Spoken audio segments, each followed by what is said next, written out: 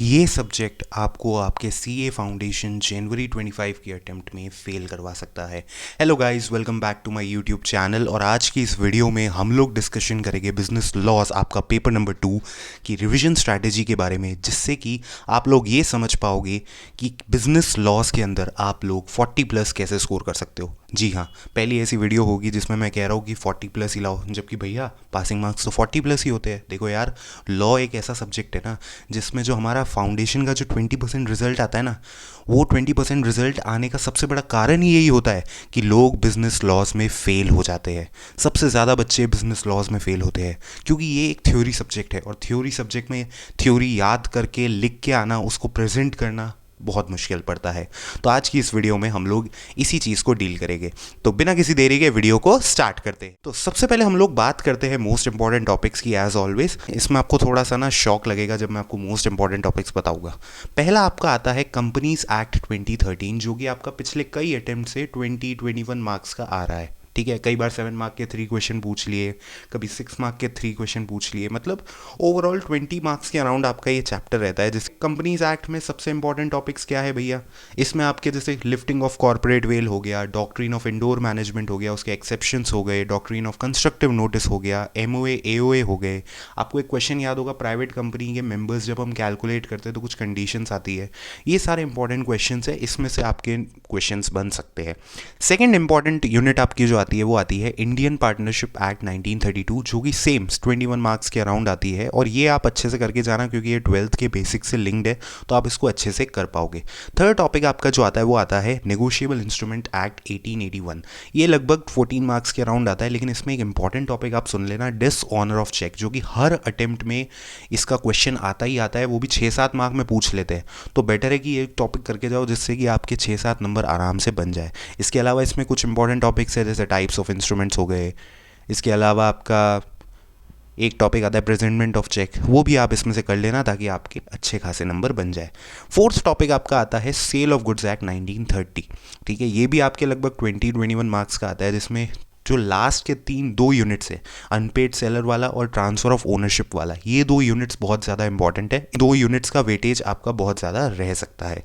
Next जो आपका topic आता है वो आता है 2 छोटे छोटे टॉपिक्स, एलएलपी एक्ट और इंडियन रेगुलेटरी फ्रेमवर्क। ये जून 24 से ही ऐड हुए हैं, दोनों 6-6 मार्क्स के आते हैं। लेकिन याद रखना, ये दोनों टॉपिक्स आपको पास होने में बहुत ज़्यादा हेल्प कर सकते हैं। इन्हें आप बोनस क्वेश्चंस की तरह ट्रीट करो, और इसमें से 12 नंबर अगर आपके आ गए ना, तो आपको आगे प्रेशर कम होगा बाकी टॉपिक्स से स्कोर करने का। तो मेक श्योर कि आप ये 2 टॉपिक्स करके जाओ। लास्ट में इंडियन कॉन्ट्रैक्ट एक्ट को मैं रखूँगा, जिसको आप मान सकते हो 26 से 32 मार्क्स का ये आपका टॉपिक रहता है। अब मैंने इंडियन कॉन्ट्रैक्ट एक्ट को 1932 को लास्ट में क्यों रखा, क्योंकि इस पॉइंट ऑफ टाइम पे काफ़ी बच्चे ऐसे होंगे जिनको कॉन्ट्रैक्ट एक्ट में दिक्कतें आ रही होगी, जो इस चैप्टर को कर ही नहीं पा रहे होंगे। तो मेरी बात ध्यान से सुनना गाइस, अभी ये टाइम नहीं है कि आप कॉन्ट्रैक्ट एक्ट को पूरा पढ़ने बैठो। इसके basic concepts, offer, acceptance, consideration बहुत इंपॉर्टेंट टॉपिक है गाइस। उसका स्पेशली वैलिड कंसिडरेशन के जो मेथड्स है, लव एंड अफेक्शन वाला हो गया। इसके अलावा 2-3 और अच्छे उसमें टॉपिक्स, वैलिड कंसिडरेशन के पॉइंट्स है, वो अच्छे से करके जाना। इसके अलावा बेलमेंट एंड प्लेज करके चले जाना, और ब्रीच ऑफ कॉन्ट्रैक्ट करके चले जाना। ये उन बच्चों के लिए मैं बता रहा हूँ जिन्होंने अभी तक कॉन्ट्रैक्ट को छुआ तक नहीं है। ऐसे काफ़ी बच्चे होते हैं जो 10 दिन एग्जाम से 10 दिन पहले कॉन्ट्रैक्ट पढ़ना चालू करते हैं। भाई ये टाइम नहीं है कॉन्ट्रैक्ट पढ़ने का, ये आप अब पढ़ ही नहीं सकते। ज़्यादा से ज़्यादा आप 3 दिन पढ़ पाओगे, इससे ऊपर नहीं पढ़ पाओगे। तो इससे बेटर है कि जो मैंने आपको टॉपिक्स बताए उनको आप बस करके चले जाना, उससे आपका काम बन जाएगा कॉन्ट्रैक्ट में।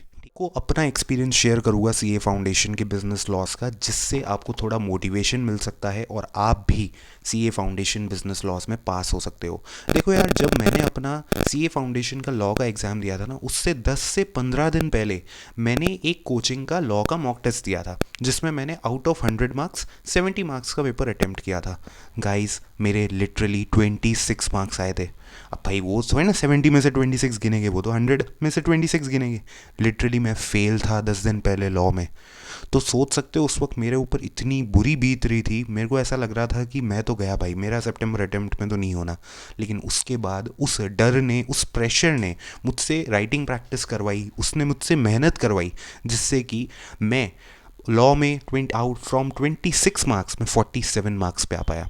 और मैंने यही टिप्स फॉलो करी थी जो मैं आगे वीडियो में बताऊंगा, यही मैंने टिप्स फॉलो करी थी और इसकी वजह से मेरे नंबर बढ़ पाए। तो मैं यहाँ जो टिप्स शेयर करूँगा वो सारे मेरे पर्सनल एक्सपीरियंस के हैं, कोई भी रटी रटाई टिप्स नहीं रहने वाली।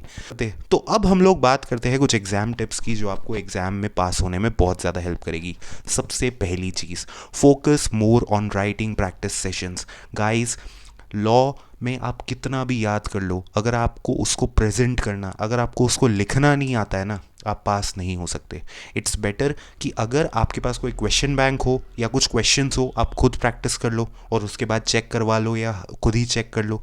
अदरवाइज़ आप यूट्यूब पे बहुत सारे राइटिंग सेशंस उपलब्ध है, बहुत सारे टीचर्स ने, बहुत सारे एजुकेटर्स ने राइटिंग सेशंस डाल रखे हैं, उससे प्रैक्टिस करो।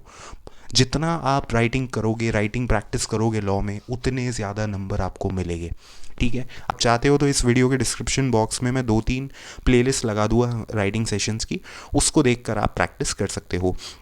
दूसरी टिप आती है prepare your time management strategy. आपको पहले ही डिसाइड करके चलना होगा कि आपको पूरा पेपर अटेम्प्ट करना है विद लेस एक्यूरेसी या आपको कम पेपर अटेम्प्ट करना है with more accuracy. Come paper मतलब 18 से 90 मार्क्स के बीच में। मैंने पर्सनली मेरा बताऊँ तो मैंने सिर्फ 70 मार्क्स का ही पेपर अटेम्प्ट किया था, लेकिन फिर भी मेरे 47 आए, क्योंकि मैंने पेपर को एक्यूरेटली और कम लिखा, कम लेकिन मैंने प्रेजेंट बहुत अच्छा किया था, जिसकी वजह से मेरे नंबर बहुत अच्छे आए। ठीक है, तो इस चीज़ का आप लोग ध्यान। तो यार, पेपर के अंदर मैं आपको रियलिटी बता रहा हूँ, ऐसा होता है, मेरे साथ हुआ है, मेरे फ्रेंड्स के साथ हुआ है कि हम लोग जो पहला क्वेश्चन करने जाते हैं ना, कंपलसरी क्वेश्चन, वो क्वेश्चन आपको इतना टाइम खा जाता है कि वो आपका 1 घंटा कब निकल जाता है आपको पता ही नहीं चलता। कब आपका 1 घंटा निकल जाएगा आपको पता भी नहीं चलेगा। तो मेक श्योर कि आप उस टाइम यूटिलाइजेशन से आप उस पेपर को करो, जो आपको क्वेश्चंस पहले आते हैं आप उनको करो, जिससे कि आपका माइंड रिलैक्स हो जाए और उसके बाद आपका पेपर अच्छे से। मेक श्योर कि आप टाइम मैनेजमेंट की चीज़ पहले से डिसाइड करके चलो और उसके अकॉर्डिंगली ही प्रिपेयर करो, ताकि वहाँ पे आपको एग्जाम में टेंशन ना रहे। ठीक है, तीसरी टिप आपकी आती है पेपर प्रेजेंटेशन। मेक श्योर जब भी आप क्या करो, जब भी आप प्रोविजन लिख रहे हो, आप फैक्ट ऑफ द केस लिख रहे हो, आप कंक्लूजन लिख रहे हो, की टर्म्स, की पॉइंट्स, टेक्निकल वर्ड्स, ये सब आप अंडरलाइन करते हुए चलो। इसकी प्रैक्टिस अभी से डालो राइटिंग प्रैक्टिस सेशंस में, जिससे कि आपको आगे जाके पेपर में फ़ायदा मिलेगा। क्योंकि वहाँ पे अगर आप पेपर्स में टेक्निकल वर्ड्स अंडरलाइन करोगे, आपका एग्जामिनर का फोकस उस पर जाता है। अब ये नहीं है कि आप पूरा ही पेपर अंडरलाइन करते जा रहे हो, फिर तो आप गए, फिर तो एग्जामिनर के ऊपर नेगेटिव इम्पैक्ट जाएगा कि वो इस बच्चे को कुछ आता नहीं, सब अंडरलाइन करे जा रहा है। सिर्फ most important technical words underline करना। ठीक है, थोड़े बहुत अंडरलाइन करने हैं, ज़्यादा आपको करने की ज़रूरत नहीं है। फोर्थ टिप आपकी आती है प्रिपेयर एटलीस्ट 3 मॉक्स। गाइस, मैंने अकाउंट्स में आपको बोला था कि आपको 2 मॉक्स प्रैक्टिस करके जाने हैं। लॉ में आपको 3 करने ही पड़ेंगे कैसे भी करके, क्योंकि अगर 3 नहीं करोगे तो आप एग्ज़ाम के लिए प्रिपेयर नहीं हो पाओगे। उसी टाइम के, उसी पर्टिकुलर एग्ज़ाम टाइम पे आपको लॉ के मिनिमम 3 मॉक्स देके जाने हैं, क्योंकि इससे कि आपका कॉन्फिडेंस बिल्डअप होगा और आपके नंबर बहुत अच्छे आएंगे। पांचवी और आखिरी tip, structured answer relevant provision, उसको अंडरलाइन करना, फिर आपका प्रोविजन लिखना, फिर आपका फैक्ट ऑफ द केस लिखना। देखो, fact of the case optional है, आईसीआई कभी भी उसका नंबर नहीं काटता है। तो आपको अगर एग्जाम में टाइम मिले, ठीक है, जैसे मैंने क्या किया था, मैंने पहले क्वेश्चन में बहुत सारा, मतलब पहले क्वेश्चन में मैंने फैक्ट ऑफ द केस लिखा, लेकिन उसके बाद मुझे समझ में आ गया कि अगर मैं फैक्ट ऑफ द केस लिखने गया, मेरा पेपर जितना मैं सोच के आया हूँ ना, उतना भी नहीं कर पाऊंगा। इसलिए फैक्ट ऑफ द केस लिखना ना लिखना आपके ऊपर है, लेकिन कंक्लूजन ज़रूर लिखना। Relevant provision, fact of the case जो कि ऑप्शनल है, फिर आपका कंक्लूजन। हर चीज़ को, कंक्लूजन को भी आप हेडिंग कर दो, ठीक है, फिर लिखो। उससे बहुत ज़्यादा पेपर प्रेजेंटेशन पे बहुत ज़्यादा फर्क पड़ता है। तो ये आपका पूरा स्ट्रक्चर रहना चाहिए प्रैक्टिकल क्वेश्चन में।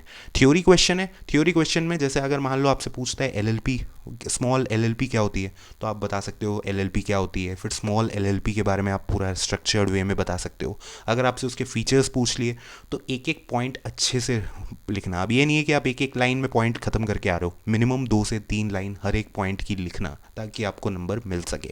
ठीक है, तो ये थे मेरे एग्ज़ाम टिप्स, जो कि आपके लिए बहुत ज़्यादा फ़ायदेमंद साबित होंगे और इनको आप ज़रूर प्रैक्टिकली फॉलो करना। आप इनको प्रैक्टिकली फॉलो करो और एग्ज़ाम अगर आप पास हो जाओ तो ज़रूर कमेंट्स में, आप एग्ज़ाम पास होने के बाद कमेंट्स में ज़रूर लिखना कि ये टिप्स आपके काम आई। ये बहुत ज़्यादा प्रैक्टिकल टिप्स है।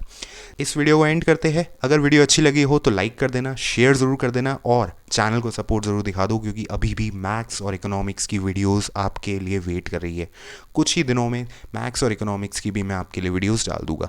अच्छा, एक चीज़, वीडियो एंड होने से पहले जो अभी तक वीडियो देख रहे हैं गाइस, लॉ में आपको पहली बार 3 दिन की छुट्टी मिल रही है भाई। पहले 1 दिन की थी, अब 3 दिन की हो गई है। उसमें आप अच्छे से रिवीजन कर लेना। आप बोलोगे तो मैं आपके लिए अलग से इसके लिए एक रिवीजन वीडियो अलग से बना लूँगा कि आप 3 दिन को कैसे यूटिलाइज़ कर सकते हो।